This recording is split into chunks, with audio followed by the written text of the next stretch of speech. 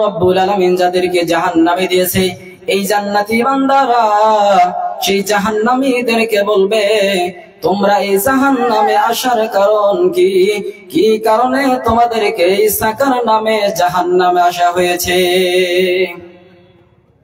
সেই জাহান্নামীরা বলবে, ও আল্লাহ, জান্নাতি বান্দারা এই দুনিয়ার জমিনে আল্লাহ রব্বুল আলামিনের হুকুমগুলি আমরা মানতে পারি নাই, যার কারণে আল্লাহ রব্বুল আলামিন আমাদেরকে জাহান্নামে দিয়েছেন। ও আমার জান্নাতি ভাইরা, আজকে এই জাহান্নামে আসার কারণ, এক নম্বর কারণ হলো আমরা আল্লাহর বান্দা 5 ওয়াক্ত নামাজকে পড়ি নাই, 5 ওয়াক্ত নামাজ আদায় করি নাই। নামাজ না পড়ার কারণে রে বন্ধু, আল্লাহ রব্বুল আলামিন এই সাকার নামের জাহান্নামের মেহমান বানায়া দিয়েছেন। নাউজুবিল্লাহ। আমার ভাইরা, সাকার নামে জাহান্নামে তারা যাবে। এই দুনিয়ার জমিনে যে আল্লাহর বান্দা বান্দি আল্লাহর হুকুম 5 ওয়াক্ত নামাজকে পড়বে না, নামাজ না পড়ার কারণে আল্লাহ রব্বুল আলামিন সেই বেনামাজিকে সাকার নামে জাহান্নামে দিবেন। আল্লাহ রব্বুল আলামিনের নবী এক সময় শীতকালে একটা গাছকে ধরলেন, গাছ ধরিয়া হাত দ্বারায় যখন ঝাঁকি মারলেন, সঙ্গে সঙ্গে সেই বৃক্ষের পাতাগুলি ঝরে পড়তে লাগলেন। সাহাবায়ে কেরাম বললেন, নবী গো, কেন আপনি এইরকম করলেন, যার কারণে গাছের পাতাগুলি ঝরে পড়ে গেল? আল্লাহর নবী বলেন, ও আমার সাহাবীরা শুনো, এই দুনিয়ার জমিনে আমার উম্মতেরা যদি 5 ওয়াক্ত নামাজ পড়ে, 5 ওয়াক্ত নামাজ পড়ার বিনিময় কি হবে জানো সাহাবা? এই গাছের পাতা যেমন করে ঝরে পড়ে গেল, আমার উম্মতেরা যদি 5 ওয়াক্ত নামাজ পড়ে, নামাজ পড়ার বিনিময় এই গাছের পাতার মতো গুনাহগুলি ঝরে পড়ে যাবে। বলুন সুবহানাল্লাহ। নামাজ নামাজ নামাজ নামাজ, যারা নামাজকে ছেড়ে দিয়েছে সাকার নামে জাহান্নামে তারা যাবে। এক নাম্বার কারণ। 2 নম্বর কারণ হলো এই দুনিয়ার জমিনে আমরা ইতিম, অনাথ, অসহায়, গরিবদেরকে আমরা খাবার দেই নাই, তাদেরকে দেখতে পারি নাই, তাদেরকে সাহায্য করি নাই, যার কারণে মহান আল্লাহ তাআলা এই সাকার নামে জাহান্নামে আল্লাহ দিয়েছে। 3 নাম্বার কারণ হলো এই দুনিয়ার জমিনে আমরা শুধু মানুষের গীবত করে বেড়াইছি, মানুষের সমালোচনা করেছি, মানুষের গীবত নিয়ে ব্যস্ত থেকেছিলাম, মানুষের বদনাম করেছি, চুগল করেছি, তার বিনিময় দয়াবান আল্লাহ তাআলা সাকার নামে জাহান্নামে দিয়েছেন। আমার ভাইয়েরা, 4 নাম্বার কারণ হলো আমরা সেই আখিরাতকে বিশ্বাস করি নাই, কিয়ামতের দিনকে বিশ্বাস করি নাই। আমরা বলতাম মরণের পরে কিছুই হবে না, মরে যাব, পচে যাব, করে যাবে, এই দুনিয়া থেকে বিদায় হয়ে গেলে আর আল্লাহ তাআলা জীবিত করতে পারবে না, কিছুই হবে না। পরকালকে বিশ্বাস করি নাই। নামাজ পড়ে কি হবে, রোজা রাখে কি হবে, আল্লাহর হুকুম বলে মেনে কি হবে? আল্লাহর হুকুম থেকে অনেক দূরে ছিলাম, আমরা আখিরাতকে বিশ্বাস করি নাই, তার জন্য দুনিয়াতে আমরা ক্ষতিগ্রস্ত হয়ে আজকে পরকালের জমিনে আল্লাহ তাআলা সাকার নামে জাহান্নামে দিয়েছে। আমার ভাইরা, এই সাকার নামে জাহান্নামে তারাই যাবে যারা নামাজ আদায় করে নাই, যারা ইতিম, অসহায়, গরিব, ইনাদেরকে খাবার দেয় নাই, যারা গীবত করেছে, শিকায়ত করেছে, আর যারা আখিরাতকে বিশ্বাস করে নাই, এই 4 গুণের অধিকারীরা আল্লাহর বান্দারা জাহান্নামে যাবে। আর সেই জাহান্নামের নাম হলো সাকার নামে জাহান্নাম। রব্বুল আলামিন আমাদের সবাইকে সেই সাকার নামে জাহান্নাম থেকে দূরক। সবাই বলে আল্লাহুম্মা। গঠন মরিলে হাসিবে তুমি, কাঁদিবে ভুবন, নদীর পার ভাঙে ওপার গড়ে, এই তো নদীর খেলা। সকাল বেলার ধনী রে ভাই ফকির সন্ধ্যা বেলা। এই দুনিয়ার জমিনে দয়াবান আল্লাহ তাআলার নবী মায়ার নবী রহমাতুল লিল আলামিন একদিন কেঁদে কেঁদে সাহাবাকে বলেন, সাহাবা রে ও আমার সাহাবা, এই দুনিয়ার জমিনে আমি নবী যা বলেছি তোমাদেরকে বলেছি, আমি নবী যা বলেছি তাই আমি নবী করেছি। ও আমার সাহাবারা শুনো, আমি নবী তোমাদেরকে বলছি, কিন্তু আমি নবী সেই আমল করার সৌভাগ্য হয় নাই রে সাহাবা। এই কথা বলে আল্লাহর নবীর চোখ থেকে পানি পড়তে লাগলেন। সাহাবাদেরকে নিয়ে কান্দে আমার নবী। আল্লাহর নবী বলেন, সাহাবারা আমি তোমাদেরকে বলে যাই, আমি যেটা বলবো সেটা আমি নবীজি করতে পারলাম না। সাহাবারা বলেন, নবীগণ কি আপনি করতে পারলেন না? আল্লাহর নবী বলেন, আমি তোমাদেরকে বলে যাই, তোমরা শোনো, আমি নবী তোমাদেরকে মা বাবার খেজমতের কথা বলবো, কিন্তু আমি নবীজি আমার আপন মা বাবার খেজমত করতে পারলাম না। এই দুনিয়া থেকে কত মানুষ শুধু মক্কা মদিনার জমিনে যায় রে বন্ধু হজ করার জন্য। কার হজ কবুল হইবে কার হবে না কেউ বলতে পারে না, একমাত্র বলতে পারে দয়াবান আল্লাহ তাআলা। আল্লাহর নবী বলে, ও আমার সাহাবারা শুনো, তোমরা যদি তোমার মা বাবাকে সালাম দিয়ে মা বাবার চেহারা দেখতে পারো, আমি রহমাতুল লিল আলামিন নবী বলে গেলাম, তোমার মা বাবার চেহারা দেখার কারণে কবুল হজের সওয়াব আল্লাহ তোমার আমলনামায় রেখে দিবে। জোরে বলুন সুবহানাল্লাহ। মা বাবা যদি সন্তুষ্ট হয়ে সন্তানের জন্য দোয়া করতে পারে, আল্লাহ রাব্বুল আলামিনের নবী দয়ার নবী বিশ্ব নবী রাহমাতুল লিল আলামিন বলেন, ও আমার উম্মতেরা রে, তোমরা যদি মা বাবাকে সন্তুষ্ট করতে পারো, মা বাবা যদি তোমাদের জন্য দোয়া করে, মা বাবা আল্লাহ রাব্বুল আলামিনের দরবারে দোয়া করতে দেরি, কিন্তু ওই মা বাবার দোয়া কবুল করতে আমার আল্লাহ দেরি করবে না। সুবহানাল্লাহ। মা বাবা কেমন বস্তু? আল্লাহর ওলি ছিলেন হযরতে বাইজিদ মুস্তামি রাহমাতুল্লাহ আলাইহি। গভীর প্রচন্ড ঠান্ডার সময় গভীর রাতে বাইজিদ মুস্তামি রাহমাতুল্লাহ আলাইহি মা বাইজিদ রাহমাতুল্লাহ আলাইহি কে ডাক দেয়া কয়, বাবা বাইজিদ, বাবারে আমার জন্য এক গ্লাস পানির ব্যবস্থা করো, আমার পিপাসিত অন্তরকে ঠান্ডা করব। বাইজিদ ঘরে গেলেন, কোথাও পানি পেলেন না। আল্লাহর ওলি বাইজিদ রাহমাতুল্লাহ আলাইহি ঘর থেকে বাহিরে আসলেন, পানি নিলেন, পানি নিয়ে যখন ঘরে গেলেন, বাইজিদ রাহমাতুল্লাহ আলাইহির মা জননী সঙ্গে সঙ্গে এসে দেখে মা জননী ঘুমায় গেছেন। এবার বাইজিদ রাহমাতুল্লাহ আলাইহি মা জননীকে ডাক দিলেন না, মনে মনে ভাবলেন, আমার মাকে যদি আমি এখন জাগ্রত করি আমার মার কষ্ট হয়ে যাবে, আর যদি আমি বাইজিদ ঘুমাইয়া যাই, আমার মা যদি জাগ্রত হয়ে বাইজিদ বাইজিদ বলে পানি পানি বলে ডাক দেয়, আমি বাইজিদ যদি জাগ্রত না হইতে পারি, আমি বাইজিদ দয়াবান আল্লাহ তাআলার দরবারে গুনাহগার হয়ে যাব, আমি ঘুমাবো না, আমি সারা রাত হইলেও আমার মার কাছে দাঁড়িয়ে থাকবো। আমার মা জননী যখন পানি চাবে, আমি বাইজিদ আমার মার জন্য পানি নিয়ে যাব। সারা রাত চলে গেলেন। সারা রাত চলে যাওয়ার পরে যখন আযান দিলেন, ওই সময় বাইজিদ রাহমাতুল্লাহ আলাইহির মা ঘুম থেকে জাগ্রত হলেন, জাগ্রত হয়ে দেখেন ছোট্ট মাসুম বাচ্চা বাইজিদ দাঁড়াইয়া আছে, পানি নিয়ে কাঁপতেছে। মা জননী ডাক দিয়ে কয়, বাবা বাইজিদ তুমি কেন এখনো পর্যন্ত দাঁড়িয়ে আছো? এবার বাইজিদ বলে, মা গো আপনি তো আমার কাছে পানি চেয়েছিলেন, কিন্তু ঘরে পানি ছিল না। পানি আনার জন্য যখন আমি বাইরে যাই, তখন আমি ঘরে এসে দেখি মা গো আপনি ঘুমায় পড়েছেন, তার জন্য আমি ঘুমাই নাই।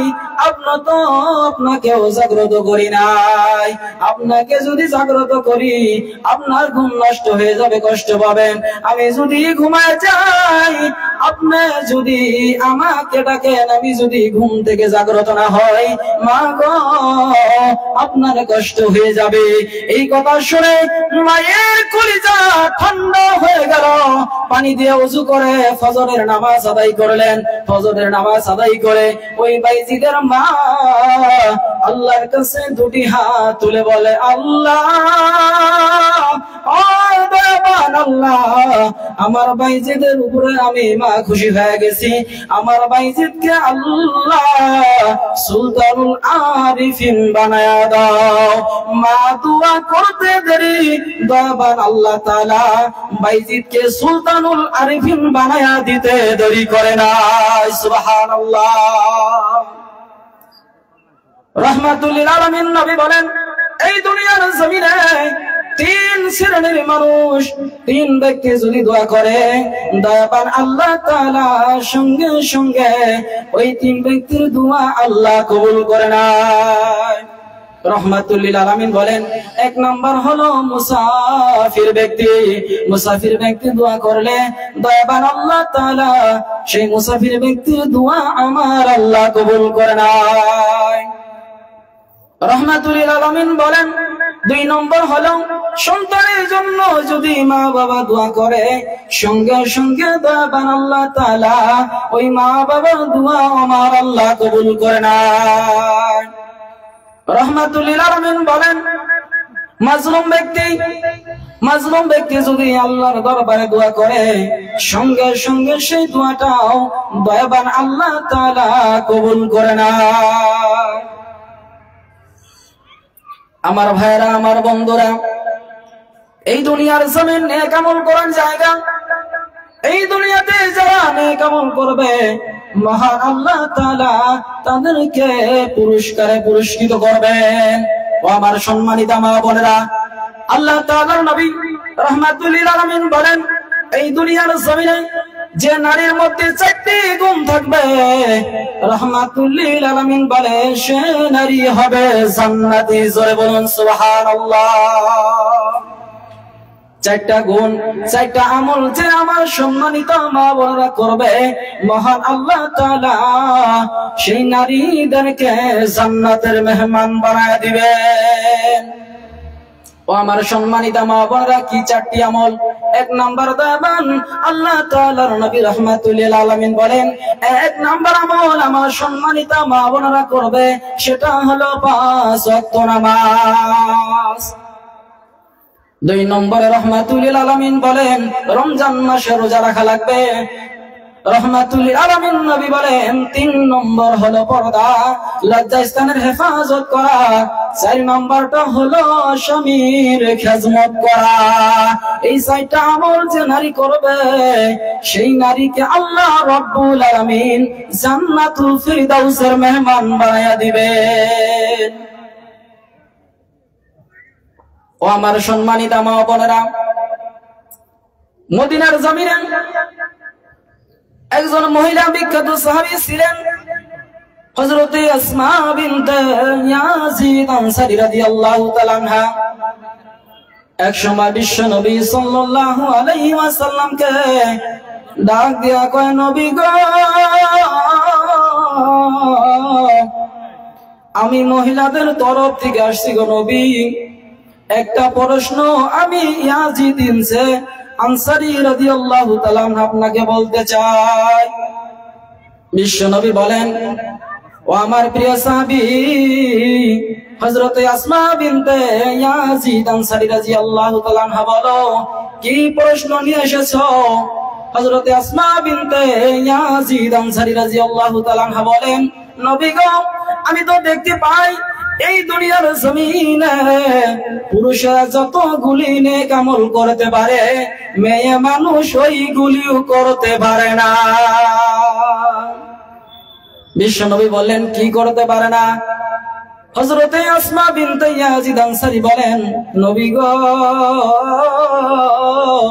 আপনার পুরুষ সাহাবারা আযান দেয়, আমরা নারীরা তো আযান দিতে পারি না। নবী গো, আপনার সাহাবারা তো একজন মানুষ মারা গেলে তার জানাজায় যাইতে পারে, জানাজার নামাজ পড়তে পারে। একজন মানুষ মারা গেলে ওই আল্লাহর বান্দা অথবা বান্দিকে মাটি দিতে পারে, ঈদের জামাতে যাইতে পারে, ইত্যাদি বিভিন্ন নেক আমল করে গো নবী। আমরা নারী হয়ে সেইগুলি করতে পারি না, তার জন্য তো আমরা সওয়াব কি পাবো না। আল্লাহর নবী বলে, ও আমার প্রিয় সাহাবী হযরত আসমা বিনতে ইয়াজিদ আনসারী রাদিয়াল্লাহু তাআলা আনহা, শোনো, পুরুষেরা যে নেক আমল করে সেই আমল করতে তোমরা করতে পারো না। একটা আমল বলে দিব, সেই আমলটা করলে পুরুষের যাবতীয় আমলের সওয়াব আল্লাহ তোমার আমলনামায় লিখে দিবে। জোরে বলুন সুবহানাল্লাহ। হযরত আসমা বিনতে ইয়াজিদ আনসারী রাদিয়াল্লাহু তাআলা আনহা খুশি হয়ে বললেন, মায়ার নবী গো, দয়া করে মেহেরবানি করে বলুন কি আমল করলে আমরা মেয়েরা পুরুষদের আমলের মতো সওয়াব পাবো। আল্লাহর নবী বলেন, একটা আমল হলো, সেই আমলটা হলো আপন স্বামীর খেজমত অধিক পরিমাণে করা। তোমার স্বামীকে যদি তুমি সন্তুষ্ট রাখতে পারো, তোমার স্বামীর যদি তুমি খেজমত করতে পারো, যে আমলগুলি ও আসমা বিনতে ইয়াজিদ তুমি করতে পারো না, করতে পারবেও না, সেই আমলগুলি করার সওয়াব আল্লাহ তোমাকে দিবে, তুমি যদি তোমার স্বামীর খেজমত করতে পারো। আল্লাহর নবী বলেন, আল্লাহর পরে যদি কেউ কাউকে সিজদা দেওয়ার অনুমতি থাকতো, কেউ কাউকে যদি সিজদা দেওয়ার কথা বলা হইতো, আমি নবী সর্বপ্রথম বলতাম, ও জগতের নারীরা, তোমরা আপন আমন স্বামীকে সিজদা করো। স্বামীর কত বড় মর্যাদা, কত দাম। স্বামীকে যারা সন্তুষ্ট রাখবে, স্বামীকে যারা মহব্বত করবে, স্বামীর হুকুমগুলি যারা মেনে চলবে, আল্লাহ রাব্বুল আলামিনের নবী রাহমাতুল লিল আলামিন বলেন, এই দুনিয়ার জমিনে কোন স্বামী মরে যাওয়ার পরে যদি স্ত্রী বলে, রব্বুল আলামিন, আল্লাহ আমার কাছে আমার স্বামী ভালো ছিল, দয়াবান আল্লাহ তাআলার নবী রাহমাতুল লিল আলামিন বলেন, স্ত্রী স্বামীর ব্যাপারে গ্যারান্টি দেওয়ার কারণে ওই স্বামী আল্লাহর জান্নাতে যাবে, গ্যারান্টি। কোন স্ত্রী মরে যাওয়ার পরে স্বামী যদি বলে, রব্বুল আলামিন গো, আমার স্ত্রী আমার কাছে ভালো ছিল, এই সার্টিফিকেটে গ্যারান্টি যদি দিতে পারে, দয়াবান আল্লাহ তাআলার নবী ও গ্যারান্টি দিয়েছে, এই স্ত্রীর কথা বিনিময় ওই স্বামীকেও আল্লাহ জান্নাতের মেহমান বানায় দিবেন। প্রিয় ভাইরা, যারা বাহিরে আছেন এখনো পর্যন্ত, মেহেরবানি করে জান্নাতের বাগানে এসে যান। দয়াবান আল্লাহ তাআলা ওনার মহব্বতের নবী রাহমাতুল লিল আলামিন বলেন, ও আমার সম্মানিত মা বোনেরা, এই কথাটা অল্প গুরুত্ব দিয়ে শুনবেন। যেখানেই থাকেন না কেন, চাই বাড়িতে আছেন, রাস্তায় আছেন, সবার প্যান্ডেলে আছেন, আমার এই কথাটা যদি শোনা যায়, মনোযোগ দিয়ে শুনবেন। দয়াবান আল্লাহ তাআলার নবী রাহমাতুল লিল আলামিন বলেন, 6 প্রকার নারী মরণের সঙ্গে সঙ্গে জাহান্নামে যাবে। নবীজি বলেন, 6 প্রকার নারী মরণের সঙ্গে সঙ্গে জাহান্নামে চলে যাবে। কোন 6 প্রকার নারীর কথা মায়ার নবী মুহাম্মদুর রাসূলুল্লাহ সাল্লাল্লাহু আলাইহি ওয়াসাল্লাম বলেছেন? দয়াবান আল্লাহ তাআলার নবী রাহমাতুল লিল আলামিন বলেন যে 6 প্রকার নারী মরণের সঙ্গে সঙ্গে আল্লাহর জাহান্নামে যাবে। 1 নাম্বার হলো যে নারী বাড়ি থেকে বের হয়ে যায়, মাথার মধ্যে ওড়না ব্যবহার করে না, মাথার চুলগুলো অন্য পুরুষকে দেখিয়ে দেখিয়ে বেড়ায়।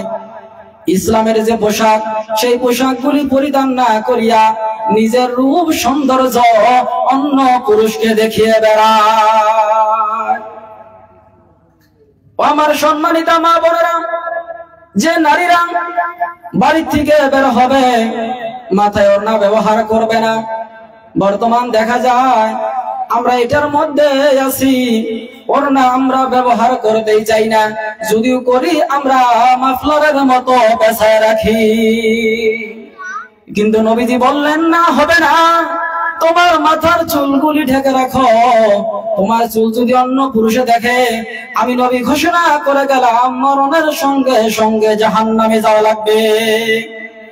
আমার সম্মানিত মা বোনেরা, আপনারা যখন বাড়ি থেকে বের হবেন মাথায় ওড়না ব্যবহার করবেন, চুল যাতে অন্য মাহরম পুরুষে যাতে গায়রে মাহরম পুরুষ যাতে না দেখতে পারে। দয়াবান আল্লাহ তাআলার নবী রাহমাতুল লিল আলামিন বলেন 2 নাম্বার হলো ওই নারী যে নারী স্বামীকে সম্মান দেয় না, স্বামীর সাথে তর্ক করে, স্বামীর কথাগুলি মেনে চলে না, স্বামীর অবাধ্য হয়ে চলে, এই নারী মরণের সঙ্গে সঙ্গে আল্লাহর জাহান্নামে যাবে।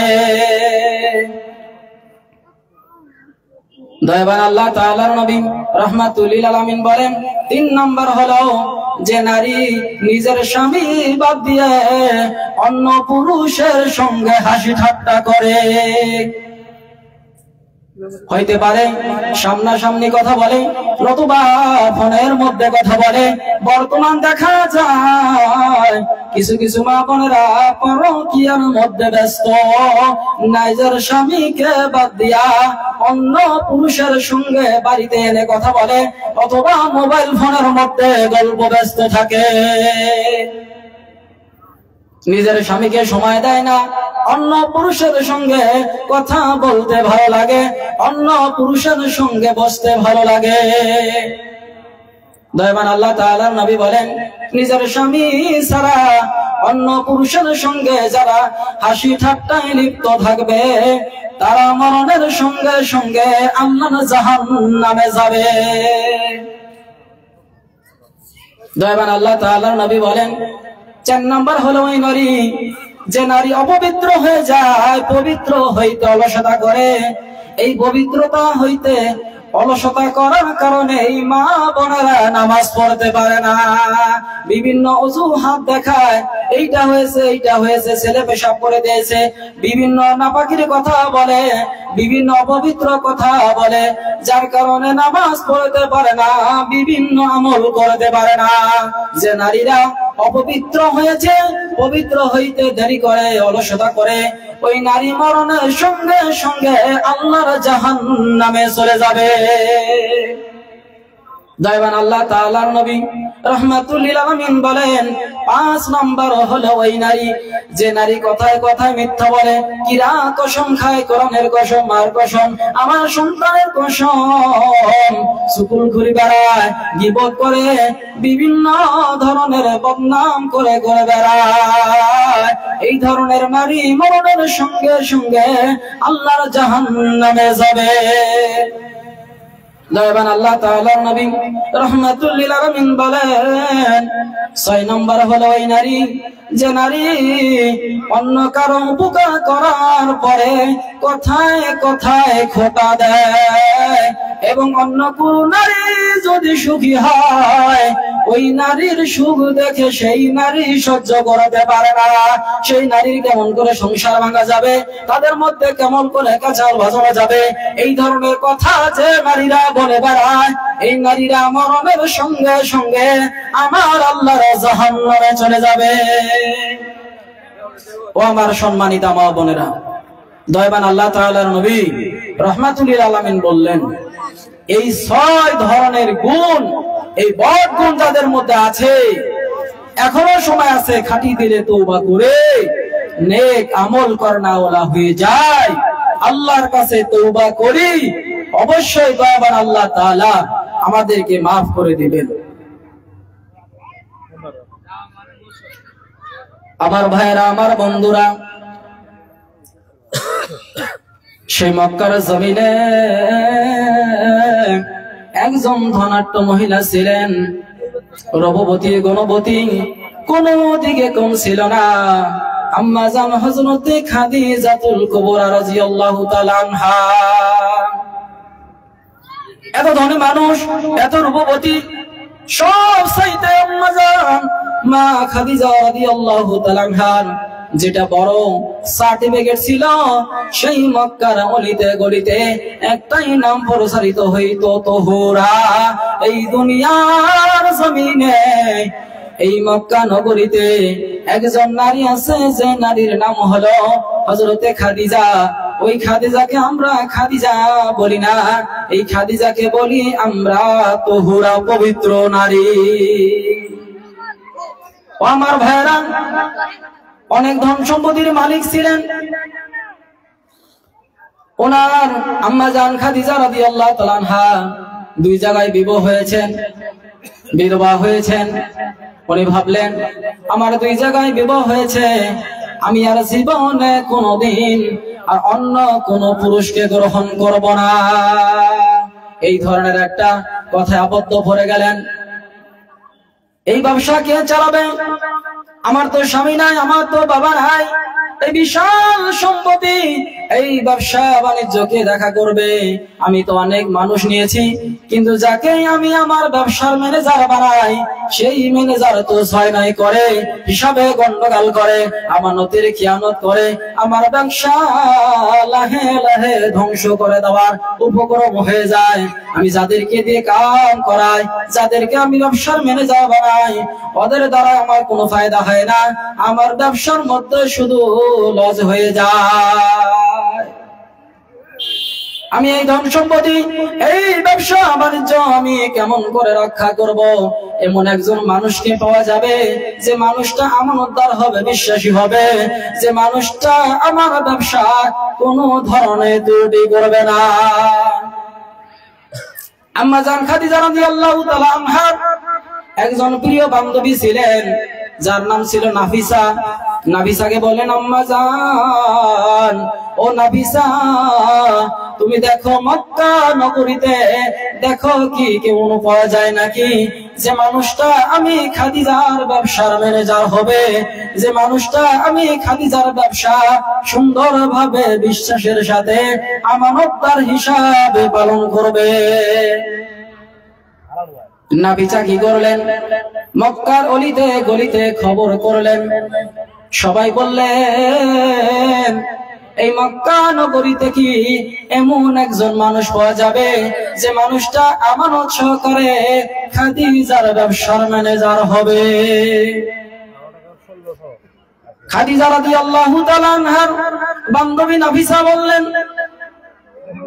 এইরকম কি কোনো যুবক আছে? 1 জন 2 জন করতে করতে অনেক মানুষের সামনে যখন বলাবলি হয়ে গেল, তখন মক্কা নগরীর মানুষেরা বললেন, এই মক্কা নগরীতে একজন যুবক আছে, যে মানুষটা আমানতদার হিসাবে ব্যবসা লিপ্ত থাকবে, চুল পরিমাণ কোনো ক্ষতি হবে না, তার নাম হলো মুহাম্মদ বিন আব্দুল্লাহ।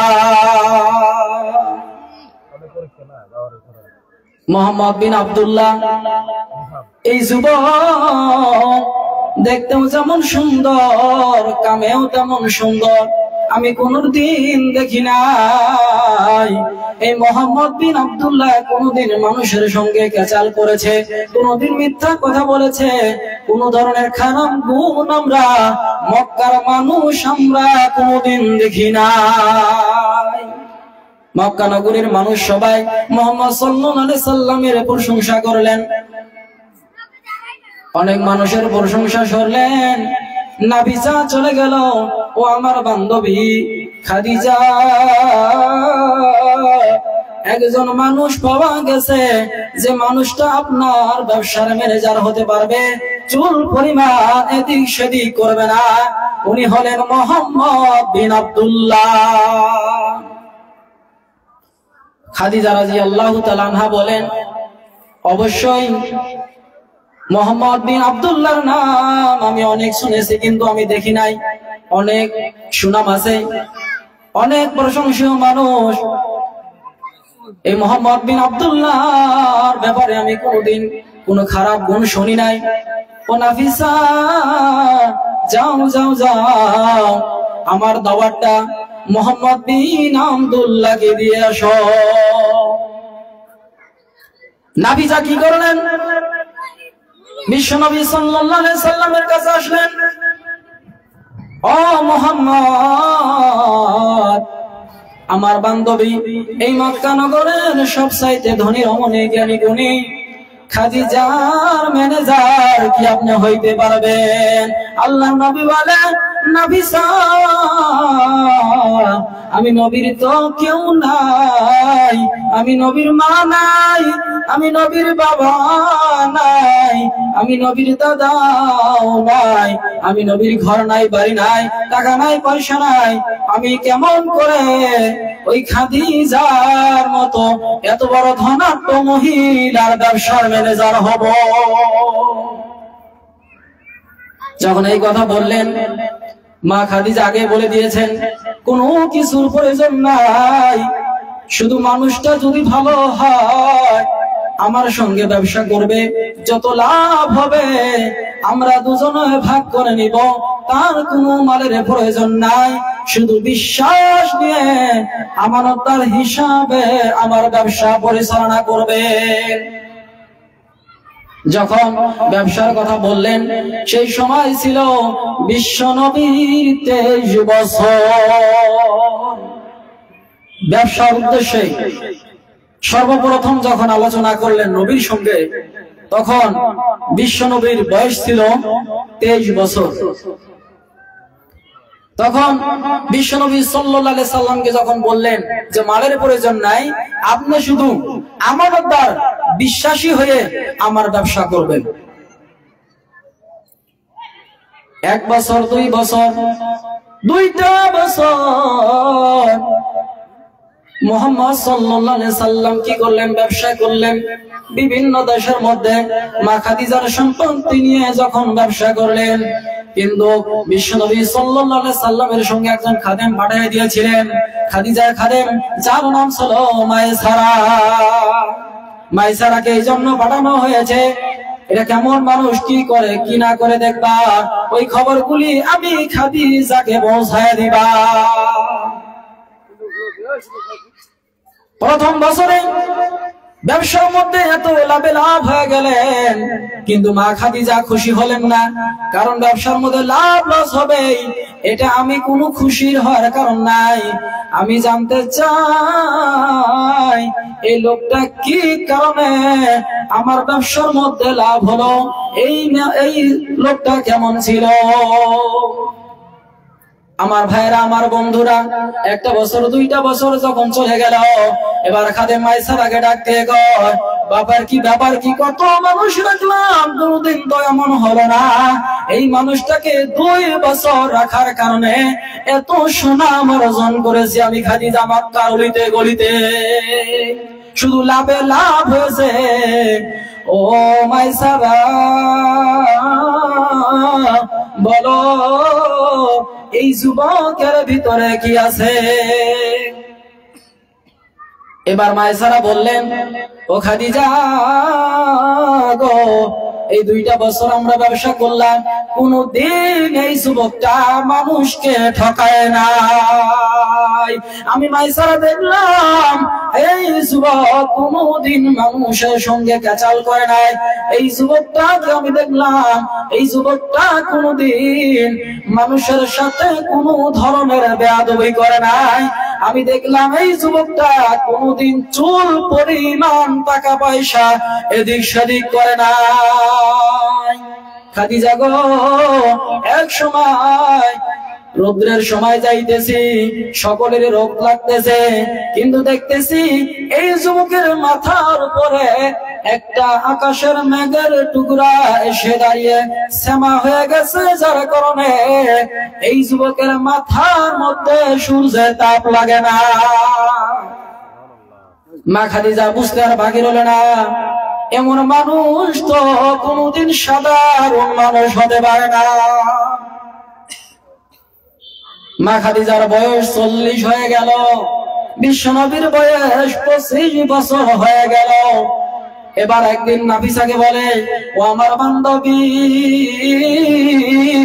দেখো তো আমার বয়স কি বেশি হয়ে গেছে, আমার কি রূপ যৌবন কি শেষ হয়ে গেছে নাকি?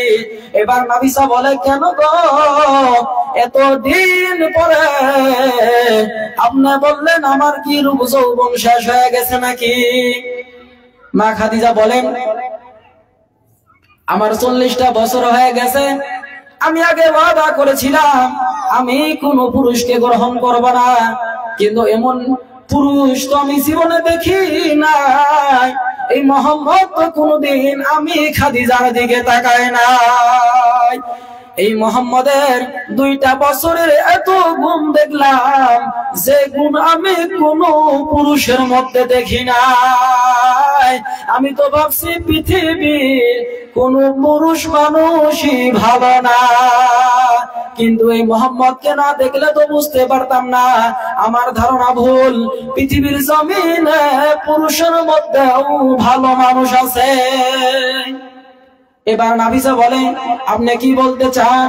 মা খাদিজা বলে, আমার ব্যবসার দায়িত্ব নিয়েছে মোহাম্মদ, আমার ব্যবসার সাথে সাথে যদি এই মোহাম্মদ আমার জীবনের দায়িত্বটাও নিয়ে নেয়, আমি খাদিজা ধন্য হয়ে যাব।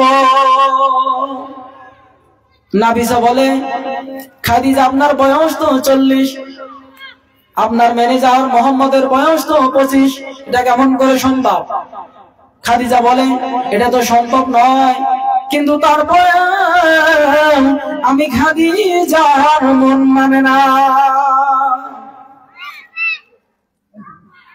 নাফিসাকে বললেন, ও নাফিসা যাও, আমার ম্যানেজার মোহাম্মদকে যায় বলো আমার ব্যাপারে আমি কেমন। নাফিসা মুহাম্মদ সাল্লাল্লাহু আলাইহি সাল্লামের কাছে যে বলেন, আপনি যার কাজ করেন সেই খাদিজা সম্পর্কে বলুন কেমন।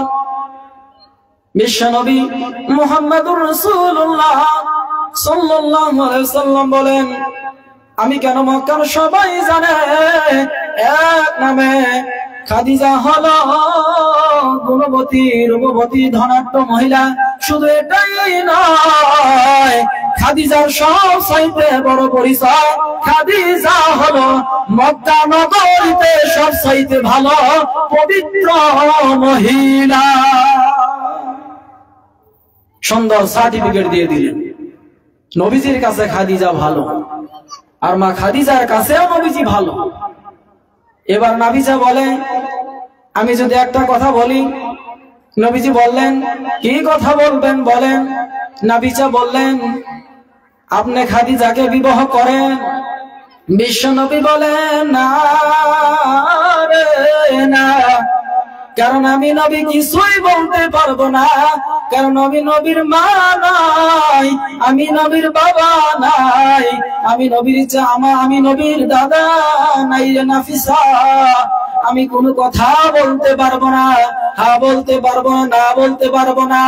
আমার বিবাহ হবে না হবে আমি কিছুই বলবো না।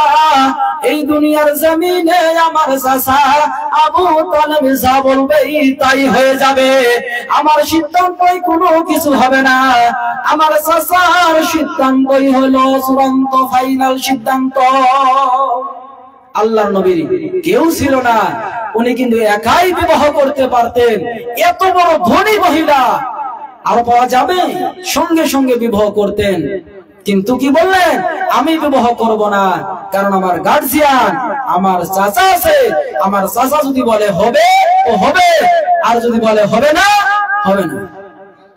কেমন ছিলেন আমার মায়ের নবী, অভিভাবককে কত গুরুত্ব দিয়েছেন দয়ার নবী সাল্লাল্লাহু আলাইহি সাল্লাম। আমাকে বলে লাভ হবে না, আমার চাচা আবু তালেবকে যায় বলুন। নাফিসা চলে গেলেন, নাফিসা যা বললেন, ও আবু তালেব, আপনার ভাতিজা মোহাম্মদ এই মক্কার ধনাঢ্য মহিলা খাদিজার ব্যবসার ম্যানেজার। খাদিজা বলে দিয়েছে আপনার ভাতিজা মোহাম্মদকে বিবাহ করতে চায়। বিশ্বনবীর চাচা আবু তালেব বলে এটা তো বড়ই সুন্দর কথা। আর খাদিজা তো যেমন তেমন মহিলা নয়, অনেক ধনাঢ্য মহিলা, অনেক ধনী মহিলা, সুন্দর মহিলা। এই মক্কা নগরীতে যার একটা সবচাইতে বড় টাইটেল আছে, সেটা হলো তহুরা, পবিত্র রমণী। নাফিসা বললেন কি বলেন, চূড়ান্ত সিদ্ধান্ত দেন। আবু তালেব বললেন আমি কথা দিলাম আমার ভাতিজা মোহাম্মদ ওই খাদিজাকে বিবাহ করতে পারবে। জোরে বলেন সুবহানাল্লাহ। চাচা যখন রাজি হয়ে গেলেন, বিবাহ হয়ে গেলেন, মা খাদিজা যখন বিবাহিত হলেন, 1 মণ নয় 2 মণ নয় রে বন্ধু, 40 মণ স্বর্ণ নিয়ে মা খাদিজা নবীর সঙ্গে বিবাহ হয়। সুবহানাল্লাহ। মা খাদিজার যখন বিবাহ হয়ে গেল, ওই মক্কার অলিতে গলিতে ওই বড় বড় নেতারা, রাজা বাদশারা, ওই তরুণ যুবকেরা বলা বলি করতে লাগলো, হায় হায় এই মক্কা নগরের ধনাঢ্য মহিলা খাদিজাকে বিবাহ করতে বড় বড় রাজা বাদশারা ব্যস্ত। কিন্তু কি করলো এই খাদিজার কাউকে পাইল না। শেষ সময় ওই মানুষটাকে বিবাহ করলো, যে মানুষটার মা নাই, বাবা নাই, দাদা নাই, নানা নাই, ঘর নাই, বাড়ি নাই, কেউ নাই। ওই একটা ইতিম ছেলেকে বিবাহ করলো। হায় হায় কি করলো। অনেক কথা বর্ণনা করলেন।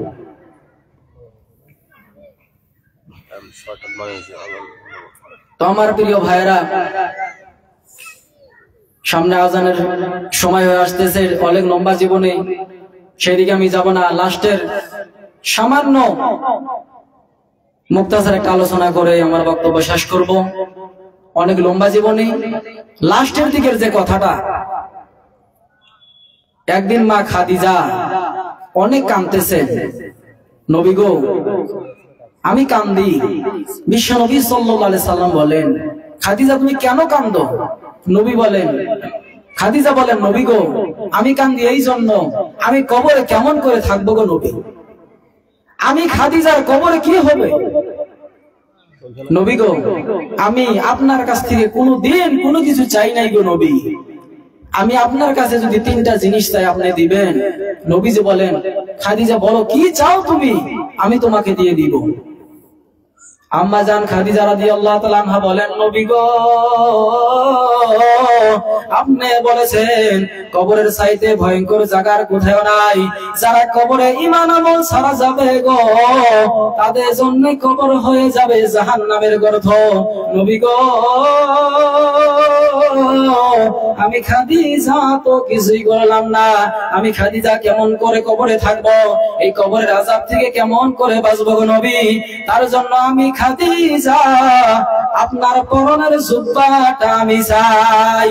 কারণ আমি খাদিজা দেখছি আপনার শরীরে কোনোদিন মশা মাছি পড়ে নাই, ওই জুব্বাটা যদি আমি খাদিজার শরীরে থাকে, মশা মাছি যদি পড়ে না আপনার শরীরে, ওই জুব্বা যদি আমার শরীরে থাকে গো নবী, কবরের জগতে কোনো আযাব হবে না। আমি মনে করি জাহান্নামের কোনো আযাব আমি খাদিজাকে স্পর্শ করতে পারবে না। নবী গো আপনার জুব্বা দিয়ে আমি খাদিজাকে দাফন দিবেন। 2 নম্বর হলো, নবী গো আপনি নিজেই কবরে নামবেন, কারণ আমি জানি আপনার মুখে শুনেছি কবর চাপা দিবে। আপনি যা কবরে নামবেন ওই মাটির কোনো ক্ষমতা নাই, পাওয়ার নাই, ওই মাটি আমি খাদিজাকে চাপা দিতে পারে। নবীজি বললেন, ঠিক আছে আমি তোমাকে আমার জুব্বা দিয়ে তোমাকে আমি কাফন পরায় দিব, আমি নবী নিজেই তোমার কবরে নামবো। নবীজি বলেন, 3 নম্বর কি আবদার? মা খাদিজা বলে, নবী গো আমি খাদিজা তো কিছুই করতে পারলাম না। ওই কবরে ফেরেশতারা তো জিজ্ঞাসা করবে, আমি ফেরেশতাদের সওয়াব তো আমি নাও দিতে পারি, আমি দিতে পারবো বা না পারবো আমি কিছুই জানি না। নবী গো, আপনি কবরের পাশে দাঁড়ায় দাঁড়ায় থেকে আমি খাদিজার জন্য দোয়া করবেন, আপনি আমার কবর ছাড়িয়া যাবেন না, কারণ আমি খাদিজা কবর থেকে ভয় পাই। মাটি দিলেন, সবাই চলে গেলেন, নবীজি আর গেলেন না। সাহাবারা বলতেছে, নবী গো সবাই চলে গেল, আপনি যান না কেন, চলেন। অনেক রোদ উঠে গেল, নবী বলে আমি যাব না, আমার খাদিজাকে দেখে আমার যাইতে মনে চায় না। তখন রব্বুল আলামিনের তরফ থেকে আমার আল্লাহ জিবরাইল আলাইহিস সালামকে পাঠিয়ে দিলেন। জিবরাইল এসে বলে, আসসালামু আলাইকুম ইয়া রাসূলুল্লাহ, ইয়া হাবিবাল্লাহ, নবী গো আপনি বাড়িতে চলে যান, আপনার খাদিজার জন্য কোনো চিন্তা করা লাগবে না। খাদিজাকে যে প্রশ্ন করবে ফেরেশতা, ওই খাদিজার উত্তর দেওয়া লাগবে না। খাদিজা এমন এমন আপনাকে এত মহব্বত করেছে, আপনাকে এত ভালোবেসেছে, নবী গো এই খাদিজার যেটা উত্তর আমার আল্লাহ আরশে আজিম থেকে দিয়েছেন। সুবহানাল্লাহ। এই পৃথিবীর জমিনে আল্লাহ দুইজন নারীকে সালাম দিয়েছে, একজন হলেন আমাদের আম্মাজান মা খাদিজাতুল কুবরা রাদিয়াল্লাহু তাআলা আনহা। তো আমি আর লম্বা করতে চাইছি না, আজানের সময় হয়ে আসতেছে। রব্বুল আলামিন আমাদের সবাইকে বেশি বেশি নেক আমল করার তৌফিক দান করুক। আমার প্রিয় ভাইয়েরা, এশার নামাজের পরে আপনারা সবাই তাড়াতাড়ি করে আসবেন। বর্তমান সময় আমাদের সংক্ষিপ্ত।